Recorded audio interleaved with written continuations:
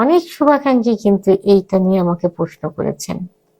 তো তার মধ্যে একজন আমাকে কমেন্টস করছেন, ম্যাম প্লিজ দয়া করে একটু বলবেন যে কি খেলে লিঙ্গটা একদম ভালোভাবে শক্ত হবে। ম্যাম প্লিজ এটা নিয়ে একটি ভিডিও বানান প্লিজ ম্যাম। দেশের এবং প্রবাসের ভাই বোনদের প্রতি সালাম। আসসালামু আলাইকুম। আমি প্রভাষক ডাক্তার রিক্তা পারভিন, হোমিওপ্যাথি এবং আয়ুর্বেদিক চিকিৎসক। আজকে খুব গুরুত্বপূর্ণ একটা বিষয় নিয়ে আলোচনা করব। যে কমেন্টসটা কিছুদিন হলো খুব বেশি আসছে, খুবই বেশি, শুধু ফোনের মাধ্যমে না, অনেকে সরাসরি চেম্বারে এসেও বলে, অর্থাৎ বিষয়টি নিয়ে বারবার আমাকে রিকোয়েস্ট করছেন একটা ভিডিও তৈরি করার জন্য। এটা শুধু একজন শুভাকাঙ্ক্ষী করেননি, অনেক কমেন্টস, অনেক চিকিৎসার জন্য ফোন এবং সরাসরি চেম্বারে এসেও তাদের মুখে তাদের ভাষা একটাই, কিভাবে লিঙ্গ শক্ত করব। বিষয়টা এমন মনে হয় যে লিঙ্গটা ইচ্ছা করে হয়তো নরম হয়ে গেছে, অথবা কেউ নরম করে দিছে যে সেটা এখন শক্ত করে দিতে হবে। আসলে বিষয়টা অনেকেরই জানা থাকে না, অনেকেরই। তো এই জন্য হয়তো এইভাবে কমেন্টসটা করে। তো আমি ভাবলাম যে এটা এমনভাবে তাদেরকে বুঝিয়ে দেওয়া হবে, অন্তত যারা ভিডিওটা দেখবেন তারা বুঝতে পারবেন যে লিঙ্গ এমনিতেই নরম হয় না। নরম হওয়ার পিছনে বিভিন্ন কারণ রয়েছে। যেমন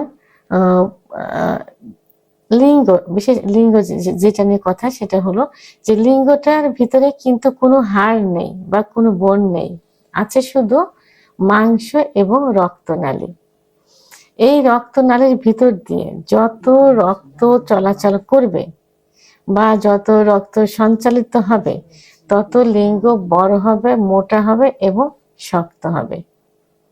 তো এই শিরার ভিতর দিয়ে যখনই রক্ত সঞ্চালনে বাধাগ্রস্ত হবে বা কম হবে, তখনই লিঙ্গ নরম হয়ে যায়। এটাকে কি বলে? ইংরেজিতে ইরেকটাইল ডিসফাংশন, বাংলায় উত্থানজনিত সমস্যা, এবং সবার মুখে শক্ত না হওয়া ইত্যাদি ভাবে প্রকাশ পায়। তো এখন লিঙ্গ শক্ত না হওয়ার পিছনে প্রধান যে কারণটা থাকে, সেই কারণটা হলো, মানে সবাই যেটা মনে করে, সবার একটাই ধারণা যে হস্তমৈথুন করার কারণে লিঙ্গ নরম হয়ে গেছে। এটা আসলে যুক্তিসঙ্গত, কারণ হস্তমৈথুন করার কারণে এবং এই হস্তমৈথুনটা যখন দীর্ঘদিন করা হয় এবং যখন নেশায় পরিণত হয়ে যায়, তখন লিঙ্গের মধ্যে যে শিরাগুলো থাকে, এই শিরাগুলো প্রসারিত থাকে না, আস্তে আস্তে সংকুচিত হয়ে যায় বা চিকন হয়ে যায়। এবং বিছানায় ঘর্ষণ দিয়ে বীর্যপাত করলে লিঙ্গের গোড়ায় যে অসংখ্য শিরা থাকে, শিরাগুলো অনেক সময় লুজ হয়ে যায়, অনেক সময় চিড়ে যায়। আবার সমকামিতা করলে, অতিরিক্ত স্বপ্নদোষ হলে, অতিরিক্ত যৌন মিলন হলে এই শিরাগুলো সংকুচিত হয়ে যায়, তখন রক্ত চলাচলে বাধাগ্রস্ত হয়, যে কারণে লিঙ্গ শক্ত থাকে না, অর্থাৎ নরম হয়ে যায়, অর্থাৎ উত্থানজনিত সমস্যায় পরিণত হয়।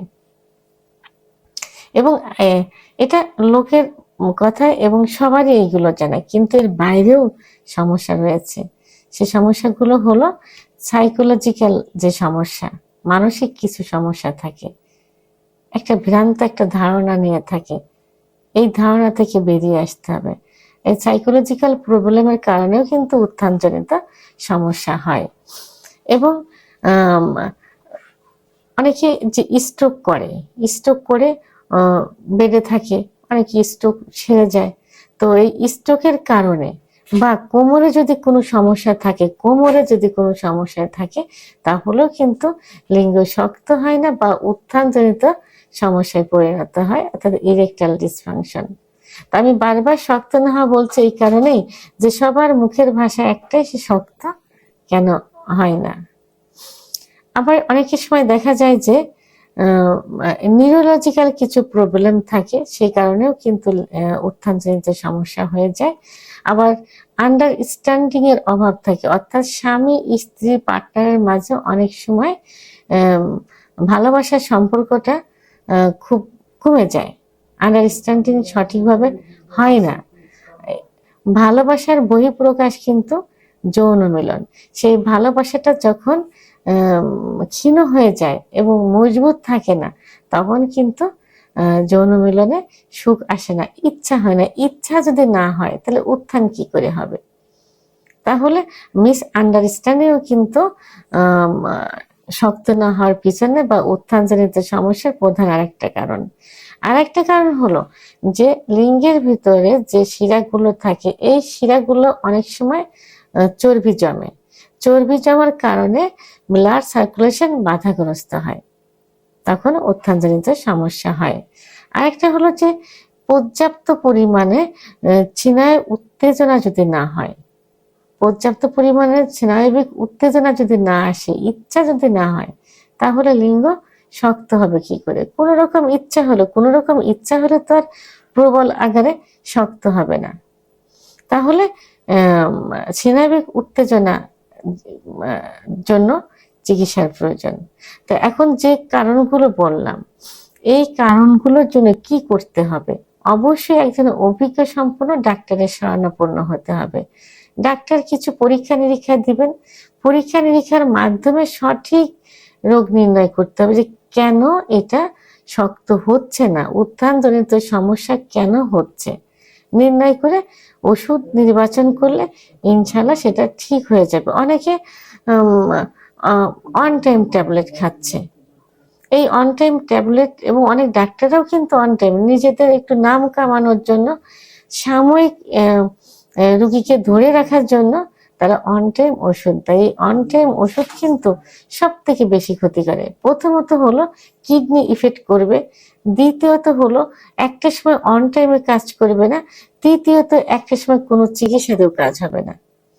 সেহেতু এমন একজন ডাক্তারের কাছে যেতে হবে, একজন অভিজ্ঞ সম্পন্ন রেজিস্টারকৃত ডাক্তারের কাছে যেতে হবে। পরীক্ষার মাধ্যমে সঠিক রোগ নির্ণয় করে চিকিৎসা দিতে হবে। যদি কোনো রোগ ধরা না পড়ে, সেক্ষেত্রে অনেক সময় অনেক থেরাপি আছে, ফিজিওথেরাপি আছে, সেগুলো নেওয়া যেতে পারে। আবার কিছু খাবার, অনেকে যেটা বলছে যে কি খাবার খেলে, আসলে এখানে তো খাবারের কোনো বিষয় না, এটা তো একটা সমস্যা, এটা তো ব্লাড সার্কুলেশন একটা সমস্যা। খাবার খেলে কি ব্লাড সার্কুলেশন সঠিক হয়ে যাবে?